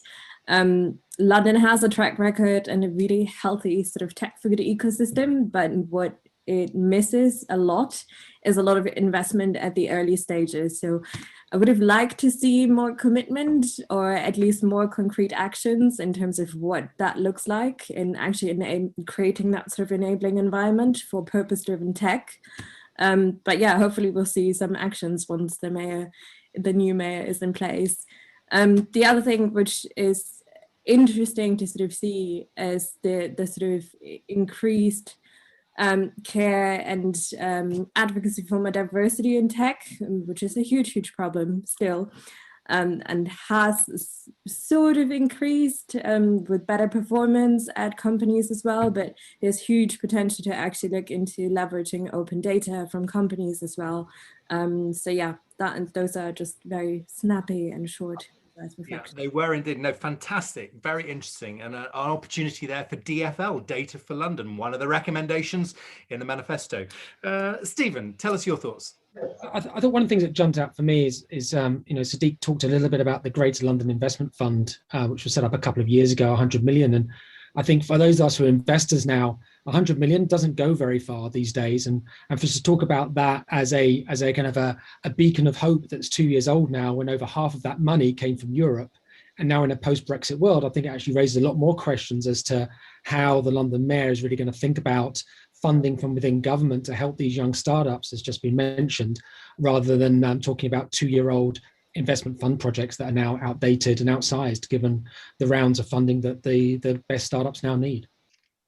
Right, and what do you say, Stephen, to someone who says, look, City Hall should be saving its money to keep the capital moving, to fund housing, to fund the police, not investing in startups and scale-ups? That's your job. What do you say to them? I think, London is just one city within the UK. And I think, I see the mayor as the CEO of London. And so he or she should be working with the other CEOs of the other big cities around the UK. And I think, yes, we're here talking about London today, but really we're talking about the UK more broadly. Yeah. And, I really do feel that therefore he or she has a responsibility to work with government and connect those dots and make sure the right funding is getting to the right cities and the right places in the UK. Yeah, okay, but let me get you back on the question, which is, would you like to see the Mayor of London, City Hall, investing in tech companies? That seemed to be what you're suggesting. No, I'm suggesting that they should be championing the creation of more funding sources for London-based and other city-based startups. Yeah, brilliant, really clear, thank you. Bindi, what did you make of the 4 videos? I've got a lot of notes that I've scribbled here. And I think I'm gonna try be nice, but in my Canadian British way, I don't think most of our candidates were ambitious enough. I think we need to be much more ambitious. So we did talk a little bit about global, and certainly the current mayor's comments on being global and international were there. And Louisa did comment a bit about EU and blah, blah, blah. But the fact of the matter is, Sifted today published an article saying Berlin is the most attractive startup ecosystem right now compared to London. But actually, despite that, London has twice as much VC investment. And that kind of irks me. And what is our mayor going to do, or he or she, what are they going to do to really, help us continue to be ambitious and global? Because the fact of the matter is, we're in BST, we're in a central time zone. So many people have mentioned in previous panels, we're in a really good location, regulation, HQs, city, facilities, the works to be and continue to be a global hub, but we're rapidly dropping. So I think that's the first thing, is how do we, focus on that? Secondly, I noticed a lot of the candidates were really focused on the grassroots, which is, I understand a lot of the questioning was about that and about digital skills. And I'm on the board of governors for University of East London, and absolutely digital skills and basically educating and making sure our student base is able to jump into the job market, of which digital skills are key. But I didn't hear enough mention of the scale-ups and the unicorns and just some of the incredible tech companies that are what is part of London and why they've launched here. There just wasn't enough acknowledgement of that. And, you know, with the growth VC hat on, with the Draper Esprit hat on, we focus on big ticket rounds, and so many of those deals come through London. And I really would like to see that, you know, more of an acknowledgement of the success we've achieved. And then finally, last comment would be, we're an amazing ecosystem here. So we did talk a lot about the grassroots and digital skills, but let's talk about the people that support the entrepreneurs, what the government is doing, but what about what corporates are doing, and you know, what other parts of the ecosystem are doing. So to me, it didn't really feel like we're acknowledging what this whole ecosystem was about. And that's just something I bang on about. So those are kind of the things I noticed off the bat. Very helpful. Well, someone who's worked with some global corporates, Debu, you're now investing, but what did you make of our pitches today? So Ollie, you asked us to be pithy, so I'll keep it really pithy. So pure headline is spectacularly unambitious, you know, even at the soundbite level. It is the way I would say it. Well, tell me a bit more then, because of course, you know, no politician wants to lead with their chin only to find themselves, you know, having egg on their face. What sort of ambition? You've heard about taking on climate change. You've heard about skills. Give us a sense, if you were advising them, what sort of language, what sort of ambition would you be encouraging in them? So as an investor, and if you look at it, you invest primarily, as an early stage investor, you invest primarily in people. And the raw material you're using is funding. And then the two, in a sort of, in a thing that you're always seeking is really robust, high quality tech infrastructure and regulation. So that's the hygiene factor that you're really looking for, right? Those two are a given. The first two are what you're really looking at. And if I were advising, all I'd be saying is pick two areas that you really think are important out of these four and give one bold vision. You don't have to even give two, just give one, right? It doesn't matter what it is, just give it, because that's the lodestone. That's what people are looking for. And that sets a marker in regards to what do you want to do. So it could be talent, which everybody talked about, but nobody has come up with, say, the silver bullet for that. Or it could be funding, or it could be infrastructure. Pick one and just have a big, bold vision on that. That's what I'd be saying, because that's what people will remember. People will never remember the, you know, those, you know, 10 different points. Yeah, I mean, it's fascinating, isn't it, Henry? Because we're getting a lot of the substance here, but we're also getting a bit of a communications masterclass as well in terms of how these leaders share their messages. What did you make of it? I'm going to try and be a little bit more positive, because I was relieved to see at least the candidates suggesting that they were going to carry on the same good work that has already been done, especially by the likes of London partners. So I think Sadiq said he was going to continue shouting from the rooftop. Sean wanted to use the convening power of City Hall to bring investors together. And even Louisa said that she might start doing missions to Israel to try and see what can be learned from the ecosystem there. And there has been a lot of positive work. It's very, very far reaching. I was on a mission the other day that was trying to connect American and USA LGBTQ founders with people in the tech ecosystem in London. There's a lot of programs going on, and at least it was hinted in those manifestos that that work was going to carry on. And I think that's at least part why we've got such a good ecosystem at the moment. Like the figures are good, and so I don't want anyone to rest on their laurels, but in Q1, we saw a record amount of funding to London tech companies. But we need to keep on doing the work that's already there. I agree that maybe even more ambitious goals around what the candidates are looking to achieve in that arena would be good, but at least no one was going to undo. No, got it. No, thank you very much. That's Henry Warwood from Bowhurst. Okay, so to all of you, help me understand, because we want London and the UK to be magnetic for international investors. Do any of you think that a mayor of London has a role to play in magnetizing the capital and other cities? You've seen this firsthand, Bindi. I would say yes and no. And what I mean by that is the good investors will always find the good investments. They'll know who the good companies are because we talk amongst each other and we understand our deal flow. I think what the Mayor of London needs to do is just make it easy for the founders to operate here. Remove any barrier to make them operate here, to allow them to grow and scale here. From Debu's comments about the right infrastructure and technology to talent. So remove those barriers. And I think it's those things that the Mayor of London can focus on. The good investors will find the good investments. Right. It doesn't matter where they're located, if they're in London or if they're in different parts of the UK. Very briefly then on that, how confident are you that London companies, tech companies, have all that they need to attract talent from anywhere in the world? And if they don't have what they need, what can the Mayor do to change that? Will anyone give me a view on that? I think it comes back down to talent. Look, let's be honest. I'm investing in Berlin. We've got an office in Berlin. We've got an office in Zurich. When I look at London companies, we're giving money to London founders. They're attracting talent, but they're having to now open up tech offices outside of the UK, which is perverse, right? So we're investing in pounds. The pounds then getting FX into euros, and then we're buying tech teams in Lisbon. So what is London doing to maintain the growth in London, or in the UK at least? Yeah, it's a great point, because actually, if you think about it, presumably so much happens with the Home Office, but that doesn't mean, Debu, that the Mayor of London can't actively campaign on immigration, for example. Yeah, and you're absolutely right. If I were the Mayor of London, number one thing I'd focus on is talent visas for the widest possible candidate pool. Literally, funding, actually, you don't need to do much as a London mayor. The other thing that I would do, which I know that the Mayor of London cannot directly fully influence, is working on the infrastructure, right? These are the two primary things I would focus on as London Mayor.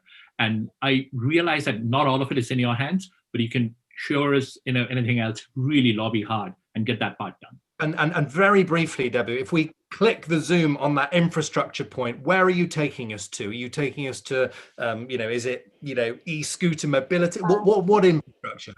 So number one, 5G. Number two is gigabit Ethernet. Fundamentally, these two things. Yeah. All right, Bindi, briefly add to that list for me.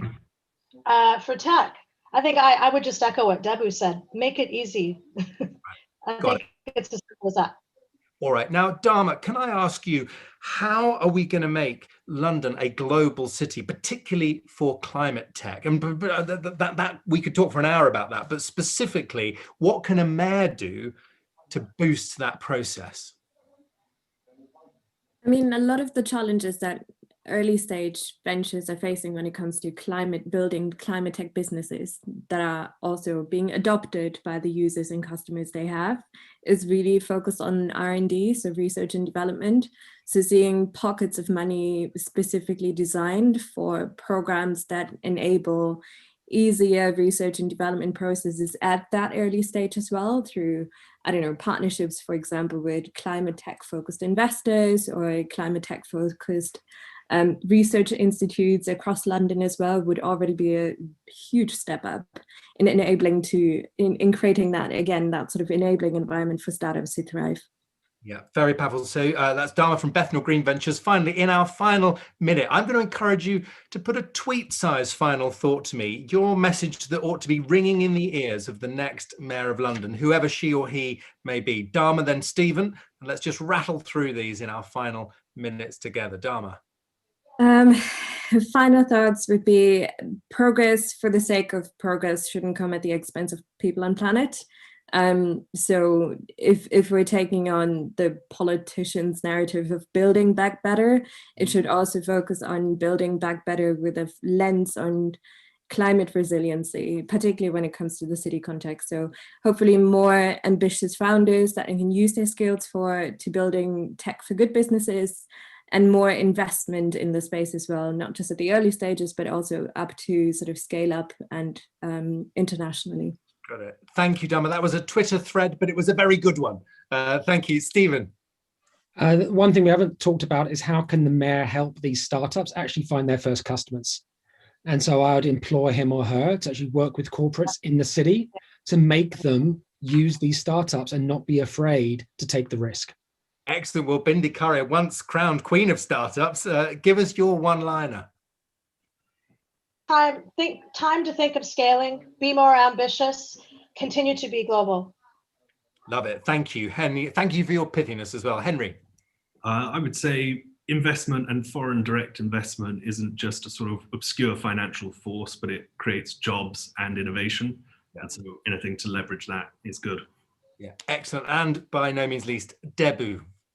Be a cheerleader for getting the best people into London. Funding will automatically follow. Just keep it really simple. Yeah, love it. Really powerful. Thank you to each and every one of you. These are some of the world's, frankly, leading investors, and I'm very grateful to them all. And indeed, thank you to Bohurst for powering so many of the insights that we have on deals happening across the capital and beyond. But thank you to each and every one of you. And thank you for sending in your tweets and observations, positive and in many cases not impressed. London Tech Manifesto is the hashtag. Ian McCalvert, as an outsider looking in on London Tech Manifesto, I'd go for Sean Bailey, says Ian, trying or edging with Sian Berry, the Green Party candidate, then Louisa Porritt, and last, Sadiq Khan. There you go. Praise not forthcoming there. That's just one view. Kiki Onawinde, meanwhile, says, sadly, not a single candidate left a mark. Brutal from Kiki. It was their chance to convince the London tech ecosystem to vote for them, and they didn't. Oh, Kiki's put that down as a missed opportunity. But the interesting thing is, our next guests have a connection with literally millions of readers because they write for some of our leading publications. So why don't we welcome up our final panel, some of our leading voices.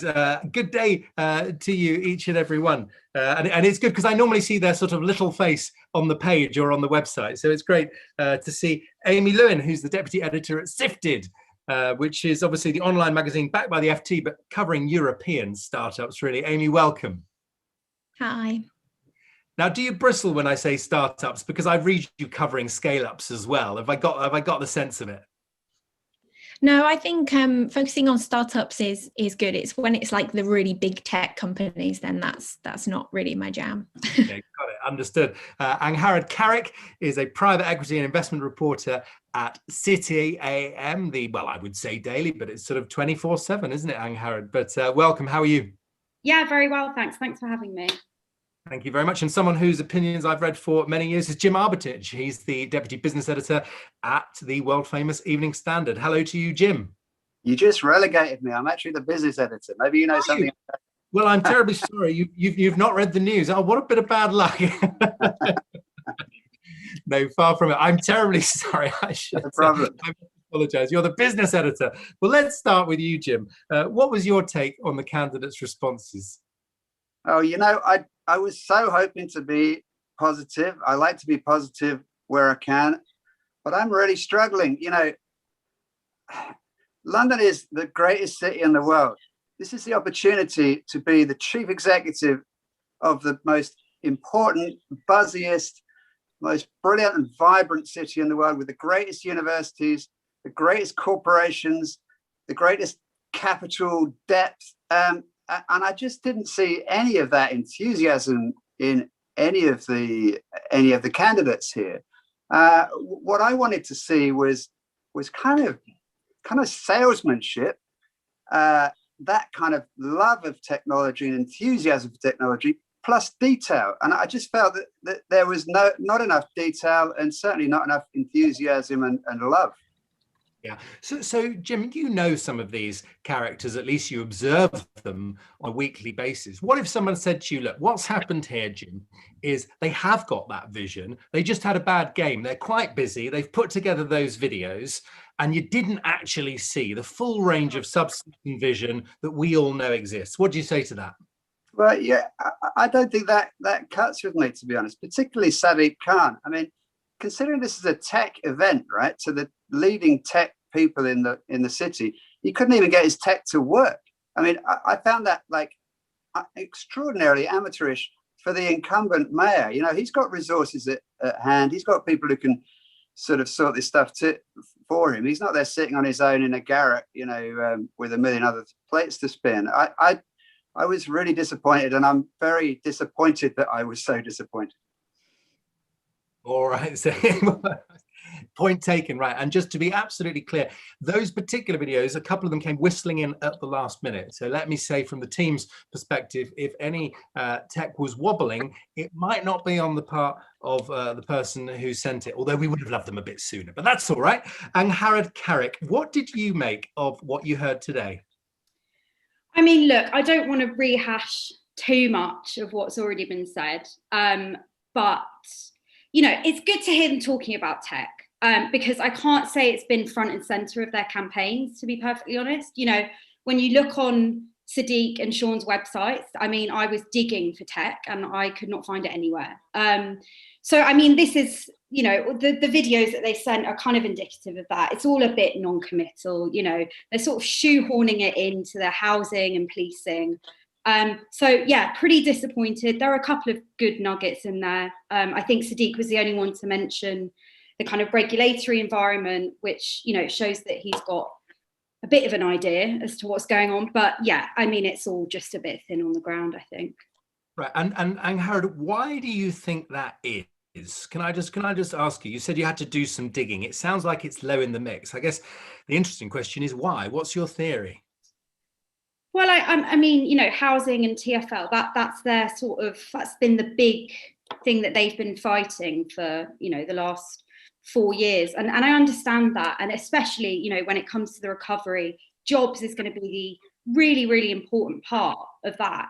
But so is tech. And, you know, this tech manifesto, I mean, did any of them read it? Like, there are so many great ideas in there and we didn't hear any of it. We didn't hear about diversity.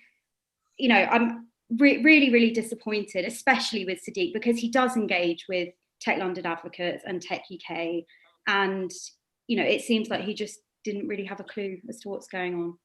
Right, okay, brutal, crikey, sharpening the pens for tomorrow's headlines. Amy Lewin, surely you will take a slightly brighter, cheerier approach. A's all round. No, I'm afraid that's definitely a C- for basically all of them.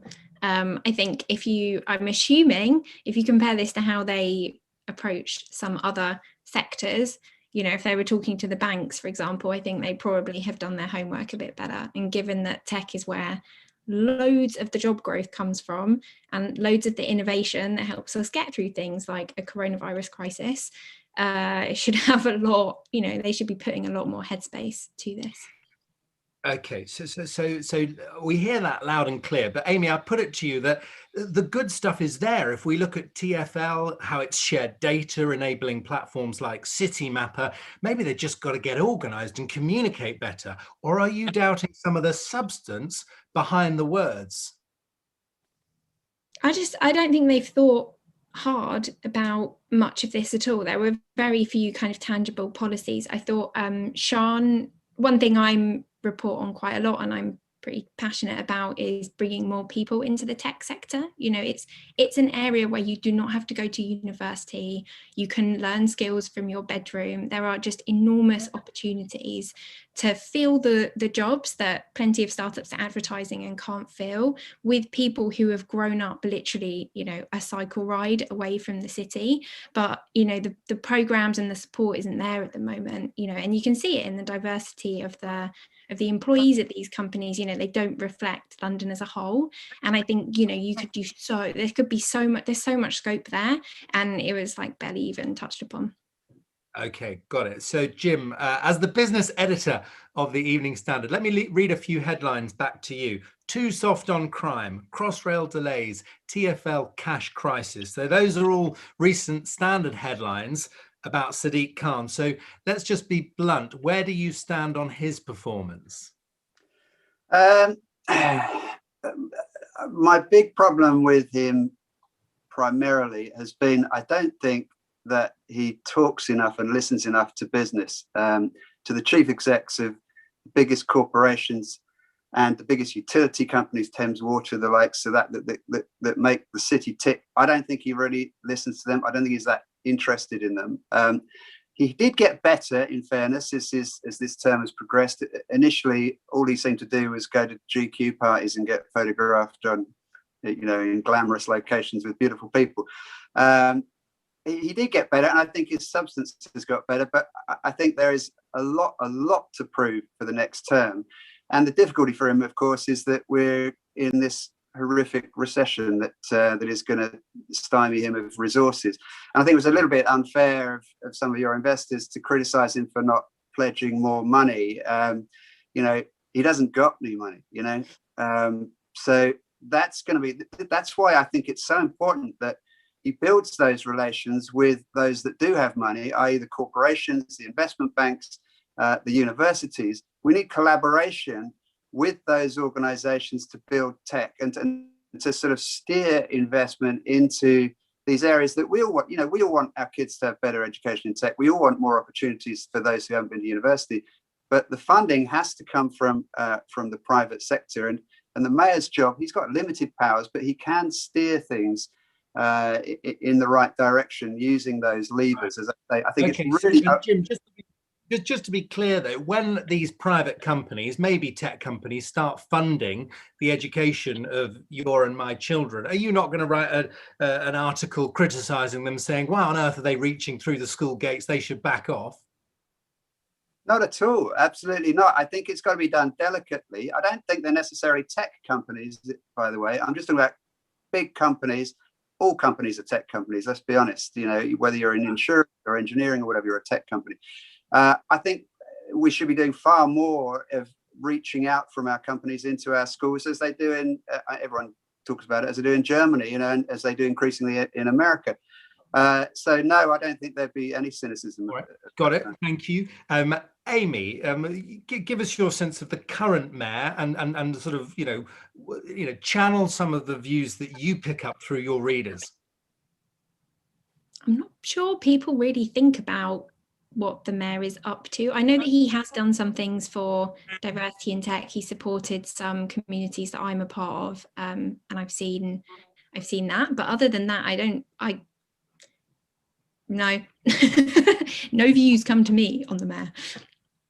Now, and we could think about why that is. Do you have a view as sifted on how the mayor has done, or do you think will you have other things to report on? Well, we cover the whole of Europe, I guess. There's always this ongoing battle between London and other cities. And as someone pointed out earlier, you know, there are plenty of reasons why people might head elsewhere now. So I think making sure that kind of visas are very easy and fast for companies to get hold of. You know, if you spend more than a month waiting for a visa for an employee, like your company's already at a different stage. That is super, super slow in startup land. Like this stuff needs to be easier. Otherwise, people will go to Paris, they will go to Berlin. You know, these cities are putting effort into attracting companies, and now that, you know, investors have learned that they can invest over Zoom, that there is a bit less of a gravitational pull towards London. It is still like streaks ahead of other places, but you know, if we're not careful, that lead could disappear. Interesting. So not to rest on any laurels, Angharad, give us the City AM view on the current mayor. I mean, as a lowly reporter, I certainly can't speak for City AM, but on a personal one, I mean, I'd have to echo what Jim said. I mean, you know, if you look at Sadiq's Twitter feed, for example, you know, he constantly puts up videos where he's going to, you know, schools and, you know, a range of places. And, you know, I don't really see that same commitment to business and tech specifically. You know, the London is Open campaign was, you know, had a really, really good intentions. It's a really great slogan. I'm not sure, you know, how much has been done there.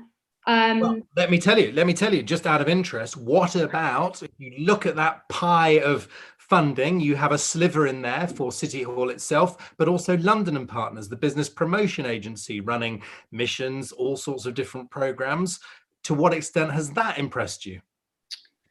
Yeah, I think that has been good, and I think the problem is that quite often Sadiq is just a really bland quote at the end of a press release, and I don't see that, you know, excitement in him. And you know, I'm not sure how he gets that across. Maybe doing a better video that he sends to us, but you know, I just don't get the impression that he's particularly interested, unless it kind of fits his sort of narrative.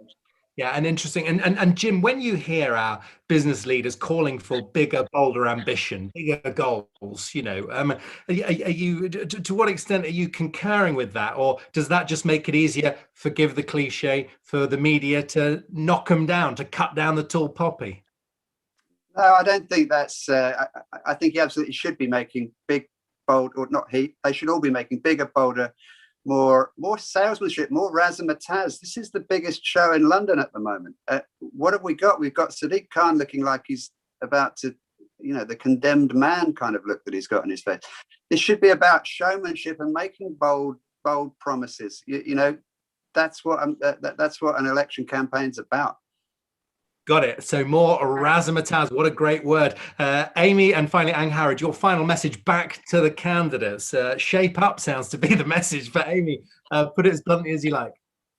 Just actually speak to some people who work in the tech sector, go and visit some startups, speak to some of these people at Tech London advocates, get your head around what's going on here and realise that this is an enormous opportunity for the whole country and quite a good thing for brand Britain post-Brexit. Interesting. Well, we will hear what Russ Shaw, the founder of Tech London Advocates, thinks of that rallying call very shortly. Angharad, finally, your message back to those candidates. Yeah, I'd have to say, engage with the issues, meet with Tech London Advocates. Don't forget the investment community. It's really great to go and see startups in their sexy offices, but, speak to the investors. And also don't see other cities as competitors, work with them across Europe and also across the UK. Yeah, and there's a brilliant idea in the manifesto about a sort of cities forum being the convener, being the magnet, which I know will get attention. Angharad, Amy, Jim, thank you so much for joining us, and all strength to you in all that you're doing. Thank you very much indeed. That's our final panel discussion on this conversation around who will be the next Mayor of London. Well, somebody who you heard from right at the beginning of the event, it gives me great pleasure to welcome back live. It is Russ Shaw, of course, the founder of Tech London Advocates and Global Tech Advocates. Hello, Russ. How are you doing? I'm very good, Ali, and congrats on hosting a great event. So great to see you live. Well, I'm very interested, Russ, thank you for being here, to hear your take on all of this, because I see you as a positive, glass half full individual. And those candidates got a hell of a pasting just now, and there wasn't praise all round. So what did you make of it? Yeah, I have to concur with our panelists, who I thought all three panels were bang on with their messages, with the examples. Look, I heard some really good ideas from all of the candidates. Don't get me wrong. There are some, good thoughts in there, good ways to deal with some issues. That is not to be taken for granted. However, I think there was a significant missed opportunity here. These candidates and their campaign teams received this manifesto a few weeks ago. It's not like it came through the door yesterday. They had ample time to prepare up to an 8-minute video. We gave them some questions, but frankly, they could have come in and said, this is my vision, this is my articulation of what I think about the London tech sector and where I want to take it. And sadly, I don't think any of the candidates really stepped up to the mark. And maybe I'm being generous in that comment, given what everybody else has just talked about. The thing that really, if you look back, Ali, we were together 5 years ago for Debate Tech. Look at how London tech has grown and evolved in the 5 years, even with Brexit, even with the pandemic. Yes, we have huge challenges about diversity and inclusion in the tech sector. We have issues around digital infrastructure, no doubt about that. We've got to get to 5G and high-speed fiber.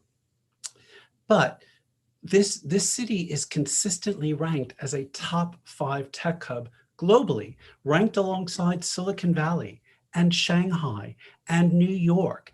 And we need to have leadership that has that bold and visionary thinking on how to engage with the tech sector, how to use it for economic growth. We have over 700,000 digital and tech workers in Greater London, according to the recent Tech Nation report.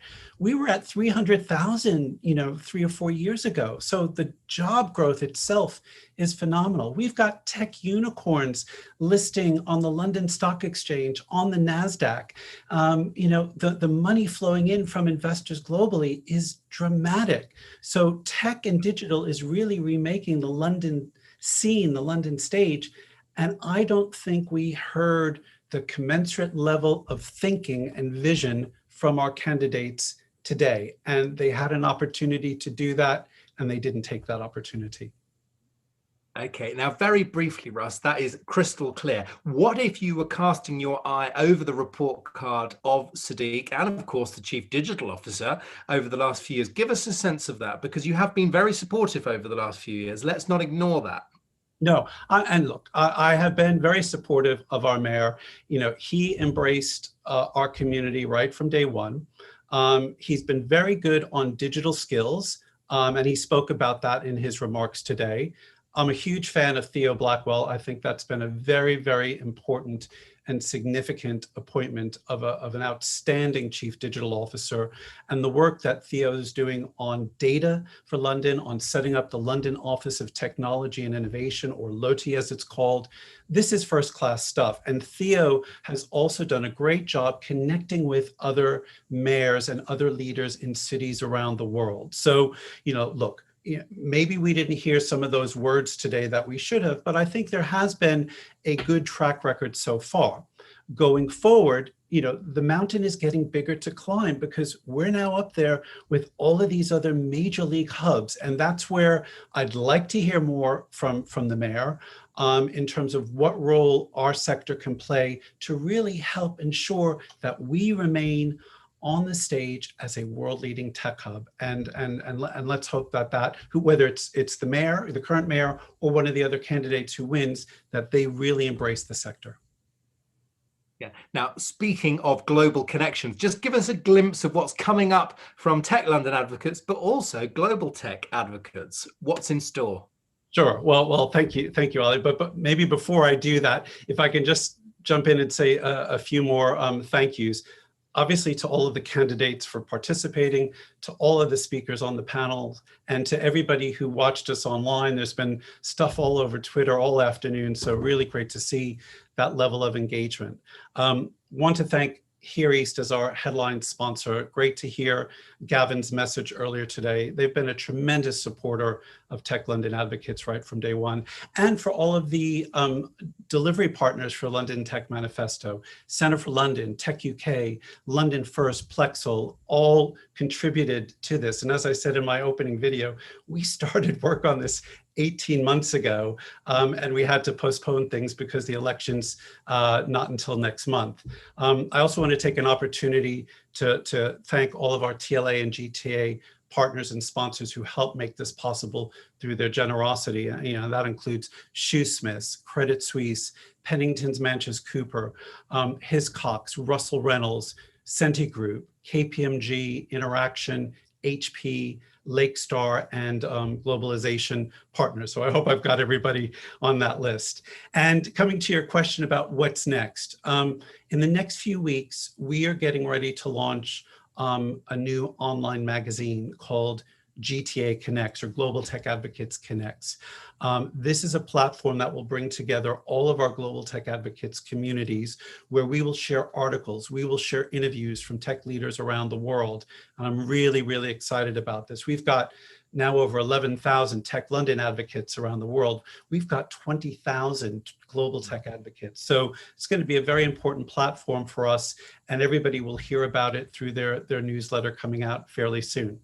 We're also going to launch our Tech for Net Zero campaign, and this is going to showcase startups and scale-ups who are doing phenomenal work addressing climate change, especially as we look towards the COP26 climate change conference coming to Glasgow in November. As part of that, we will host our next Investor Showcase 3.0, on the 30th of June at Here East. So for everybody watching and listening, please put that in your diaries, and we'll share more information with you soon about that. And then I'm really excited. We've got a lot of new groups in Global Tech Advocates getting ready to launch this year. Next week, on the 30th of April, I'm delighted to announce that Tech India Advocates will launch. This will be our 19th group in the Global Tech Advocates community. It'll be a significant virtual event. We will have people in Bangalore, Mumbai, London, and Manchester all coming together for the launch of that event. So do sign up for that. Don't forget, I brought my little book here. Don't forget to vote on the 6th of May. If you're in London, as I am, it's, you know, whether you liked or didn't like what you heard today, vote. That's a really key aspect of why we're here today, is to inform all of you about what the candidates think. I usually say at this point at our in-person events, Ali, as you know, is this phrase we've used for over the years: we champion, we connect, we support, and our journey continues. And I think that continues today as it did 8 years ago when we launched TLA. And I also just wanted to say a final thank you to you, Ali, for hosting and moderating this. You're absolutely brilliant, keeping everybody to time and focused on the messages and asking the honest questions that we needed to have asked.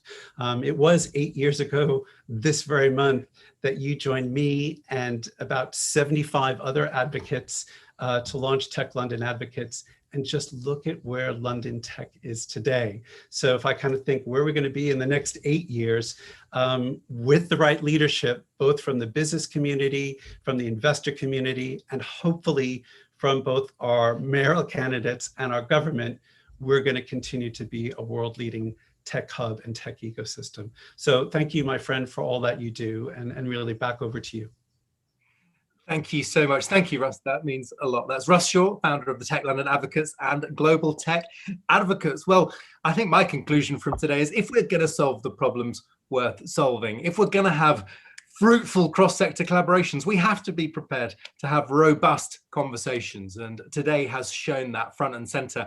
Two things. I commend to you the Tech London Manifesto. It's full of good thinking and good ideas, 12 specific recommendations, not just about hard power, but about campaigning, about soft power as well. That's the London Tech Manifesto. But also, if you've enjoyed today, please use our hashtag London Tech Manifesto, share this recording, share the word, keep that conversation going. So to everyone who's contributed, thank you. To you for tuning in, thank you. Let's see what happens on May the 6th. But for now, and until next time, goodbye.